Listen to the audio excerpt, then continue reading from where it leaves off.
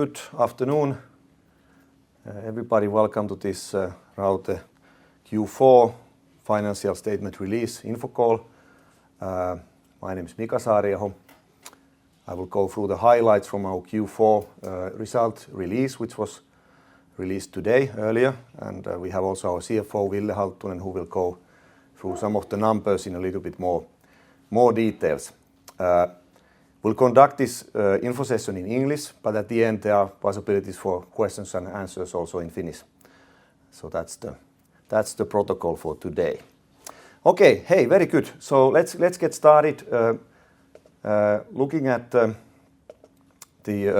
some of the highlights for Raute for Q4 and full year actually. I think we had a strong quarter. We had a strong year overall, 2024. The profitability was developing in a very positive way. Again, this is true both for the full year, but also Q4 was, in our view, was a strong finish of the year, in line with our guidance for the full year, which we actually increased the guidance during last year, during the year. I could say that this whole year was very much about year of execution and delivery for Raute. You may well remember that we got a high order intake in 2023, and it was all about executing and delivering this high order intake in 2024. And I can say that we were successful in that, and that can be seen both in a top line growth of our net sales and then on the profitability. In fact, the net sales for 2024 was all-time highest net sales in Raute's history, 116 years. So of course we can be very happy about that. On the profitability, if we look at really then the net profit of the year, really the bottom line of the profit and loss statement, that was also the all-time highest. EBITDA was good. Comparable EBITDA is the measure we are guiding and what we are communicating to our stakeholders, shareholders, and that was also on a very good level for the full year, approaching 10% of the net sales. We were especially happy with the development we had in the wood processing business unit. That's the biggest unit we have, which is very much responsible for these big projects and the delivery of those. And there was also then very good progress in services business. Service has been growing now a number of years in a row, and we had a very strong year in services. Good profitability, good double-digit growth in our business in services. In services, we also were introducing some new concepts last year, and I think these are gaining traction in the market. This is both on the digital services side and then on new performance type of contracts and services we are able to provide. And then this was a little bit more challenging year for analyzers. We actually had some drop in the top line of analyzers business. It was a challenging market environment for those particular offerings. Nevertheless, we finished with the profitable numbers for that business as well, with the reduced top line. However, we should remember that when we offer something as Raute, it's a combination of all these three business units: wood processing, services, and analyzers. And analyzers are a very important role of our offering, also in wood processing and services. So one shouldn't really just look at the analyzers numbers, but this is actually the competitive edge we have in many of our areas. We are putting actually roughly half or even more than half of our R&D efforts go into analyzers side, even if it's the smallest of our three business units. And Q4, as I said, comparable EBITDA good level, 5.1 million, margin was 9.1%, full year was this 9.7% of comparable EBITDA, so roughly on the level of the full year results as well. And then I think that one of the highlights in this market environment was also that we were able to get we consider healthy order intake of 50 million euros in the fourth quarter, which we can consider as a good achievement. When we consider in particular that there were no mill-size orders included in this order intake, so this was coming from a smaller streams of orders. Services was very strong in terms of order intake. Services had been strong for the full year in 2024, but also then analyzers and wood processing were getting quite good orders in Q4. However, we need to recognize that the market is still very volatile. There are these concerns in the market which everybody can read from the newspaper, and we even have some of these elevated concerns related to global free trade and tariffs and things that are discussed now frequently on the global arena. So we need to still a little bit wait to be able to confirm that now the full recovery has started for us as a technology provider. But Q4 very positive, encouraging, and good order intake. So we have a good order backlog also starting 2025. 184 million of order backlog. So this provides good basis for 2025. And of course, we are in a strong position when the market recovers to capture new opportunities with our customers, very long-term relations and discussions with customers when the market really starts to pick up again, which is the assumption that at some point in 2025 this would happen. But of course, uncertainties are there, as we all know. But it looks good, and when I go back to our guidance for the full year, we can see that this is also what we are guiding as a finance guidance for 2025 as Raute. And our board of directors is proposing dividend of 55 cents per share. Some of the key figures in a bit more detail we can see on this page. Net sales 56.5 in Q4. Full year, as I said already, all-time high 204.6 million, and a comparable EBITDA close to 20 million. So I think we are happy with this. The full year order intake was 121 million, which shows that this was a little bit challenging year overall for new order intake, talking about 2024. But as I already said, Q4 was a very positive exception from that, and it's encouraging in that sense for us looking forward. Personnel, no big changes there. Some increase from a year ago. Figure equity ratio on a strong level, and order book, as I said, this is a good starting order book for Raute. Looking historically, this is actually quite high order book to start a year.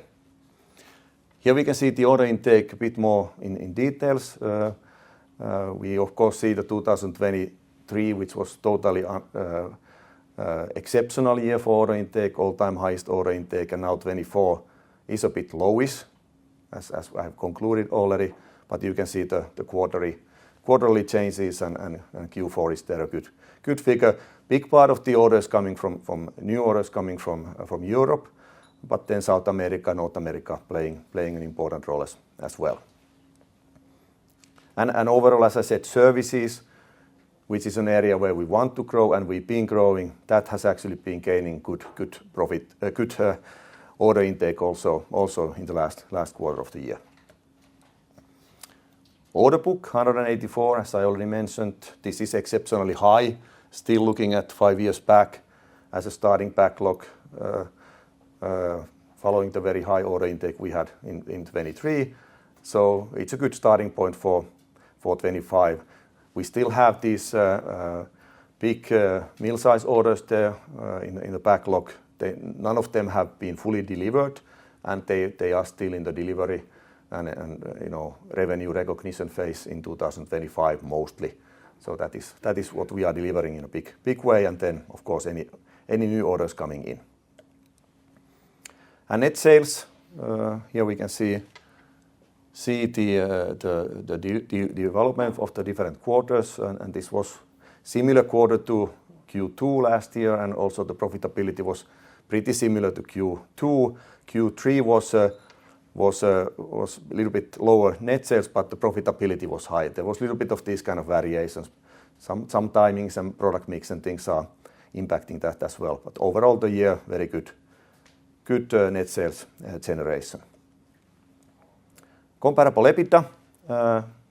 Here you can see the different quarters, of course, compared to 2023, during which we were profitable already after some years of more challenging times. But compared to that, of course, there's significant increase now on the profitability level, and this starts to be already for our type of a business relatively good profitability, not on the level where we want to be, but taking the history that we have been developing it quite nicely, and we have a couple of percentage points to go up while we grow the business, and that's what is our strategic target as well for 2028, by that time at the latest.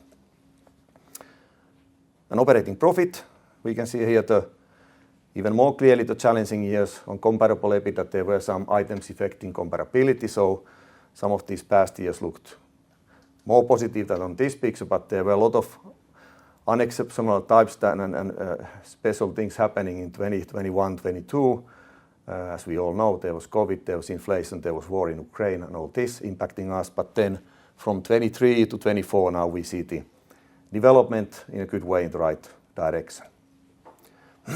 And on the personnel, no big changes there. A little bit more than a year ago, we've been hiring last year, 24, we've been hiring some new people, mostly related to our big projects that we are now delivering to our customers. So we need more Rauteans, and that has been happening.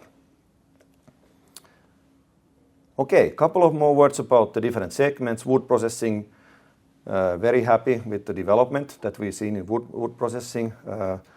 It's been specifically challenging times a couple of years ago for wood processing, but now with these new orders that we got in and the good success in the execution of the delivery for those projects, it's been generating nice net sales, clear increase from last year in Q4, and profitability also on a already, I would say, reasonable level, not where we want to be. Also, there's another couple of percentage points potential to go up clearly on wood processing, but 8% it starts to be there where we don't need to be too same of these numbers at present.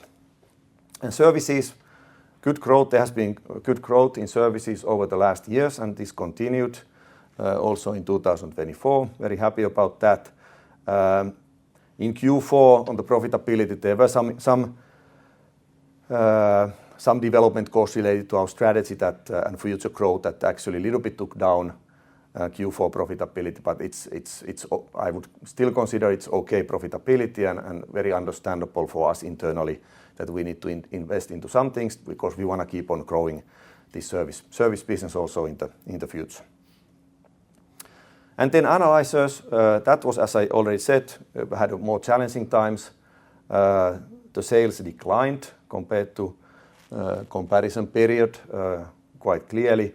It has been more impacted by the market uncertainty. Nevertheless, I would say it's good that we ended up having a positive, clearly okay positive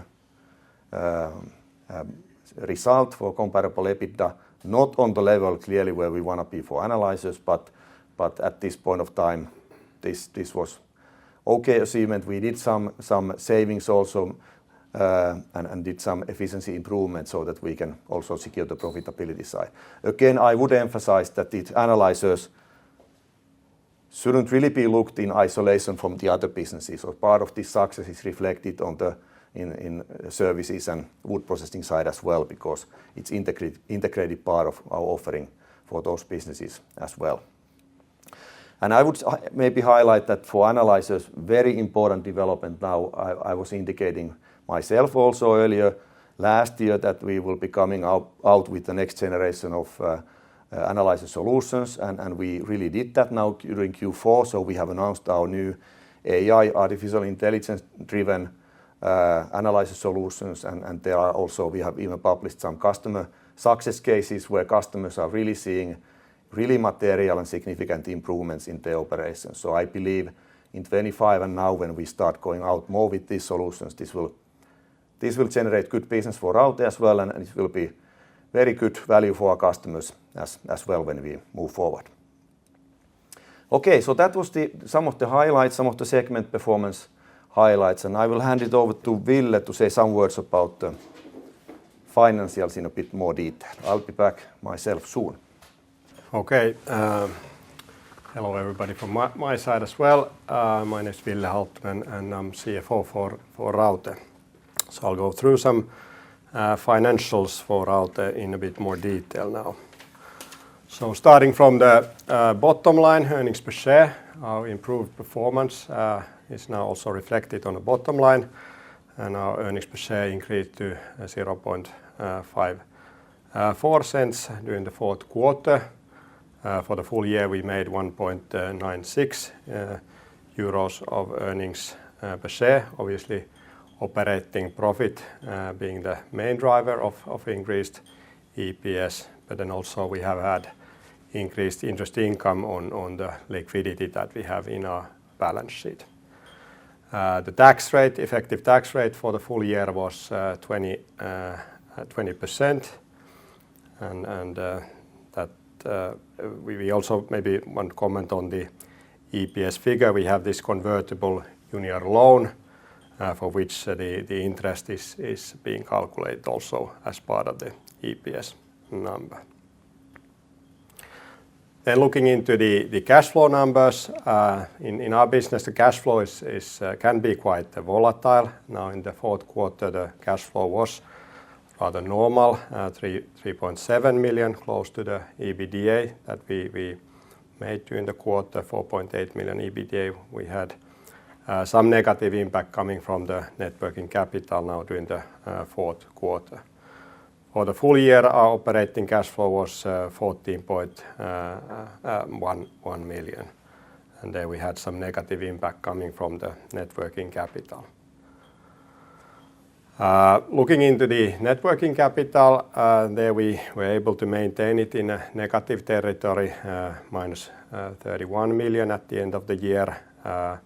During the quarter, 1 million net working capital was tied, and then for the full year, 5.6 million net working capital was tied. But anyway, in a historical perspective, we are in a well position here in the net working capital. And looking into the balance sheet structure and KPIs, we are having a strong balance sheet. Balance sheet strengthened further. Equity ratio improved to 55% at the end of the year, and our net liquidity now at the end of the year was 57.5 million. So which our improved operating cash flow and profit generation is reflected in our balance sheet positions. And this is basically enabling us to execute our growth strategy, pay dividends, and also as a new element now, our board of directors decided on share buyback program as well. Investment level during the last year was somewhat decreased, 2.8 million in total for the full year, coming down from 4.5 million in the last year. As a reminder, we have had an ERP program ongoing in Raute, and that was the main investment area in the 21 and 22 years when the investments were on a high level. And that is now something that we are in a more lower investment phase. We are still rolling that program into globally, but the investment levels definitely are now coming down. But then the investment level from the past is also now reflected in the higher depreciations compared to last year. Still on the R&D developments, the cost overall was 5.3 million at the level of 23. So all in all, we are maintaining a healthy, strong financial position, and this is a good starting point for 25. And I'll hand over back to Mika to go through our outlook. Okay, thanks, Ville. So let's look at the outlook for 25. Some kind of a summary. We know and we have seen that demand for our customers' end products has been low during 2024 due to the downturn we see in the construction markets, and this has particularly affected the softwood plywood market. Also, we have recognized, of course, the declining interest rates in the world, They have not yet impacted the housing market in such a way that there would have been another boost or recovery in the housing market. We see some of the uncertainties still there, and of course the recent news on the new tariffs and possible trade wars or whatever will happen, this is causing some unrest in the market. But despite of these things, I would say that the demand for hardwood, plywood and LVL has remained stable. And this is important for us, of course, as a technology provider, that our customers have been experiencing good market on those areas. And there are always these niche markets like for birch plywood in LNG vessels, for example, as a special example. And these are such examples where actually it becomes more and more relevant that there's a high level of technology involved in these operations. So this actually supports Raute type of a company, which is the high-end technology provider for our customers. And then I would say as a positive thing, of course, we saw the whole 2024 good demand for our services business. So that has been on a good level. It's been growing, and service for us is very much this type of book and bill type of a business. So the orders come in and then we deliver those quite fast. And we see that this has been happening in 24. So 24 success in services was not based on high orders we received in 23, but it was because of the good orders we received in 24 mostly, and because we've been then immediately delivering. So we've seen this good development. That's positive for us. We want to grow that business also in the future. It's good, profitable business for us.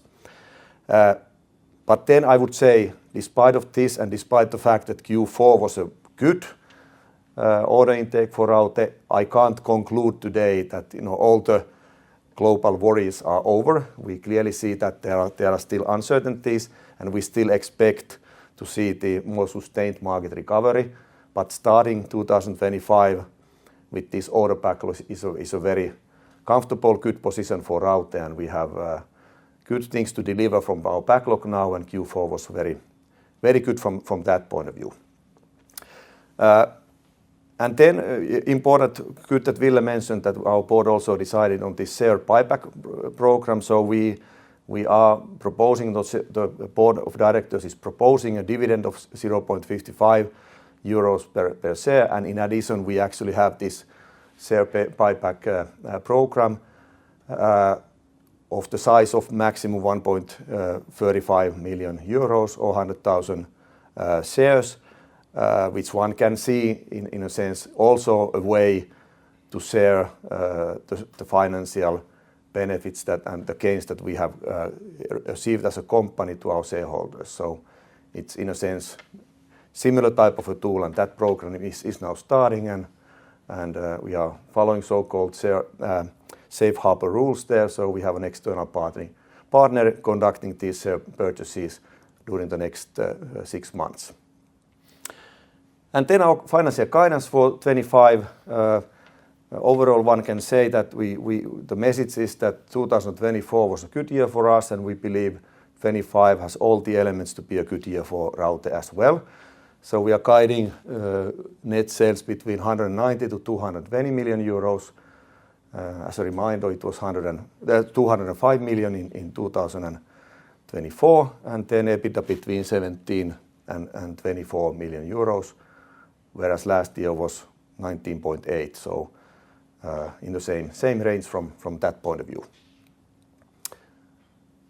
I think those are the key conclusions. Overall, I'm happy as a CEO what we have been able to accomplish in this quite challenging market environment, and I want to thank all Rauteans for the excellent work and our customers for trusting us in 2024, and we are in a good position to start year 2025.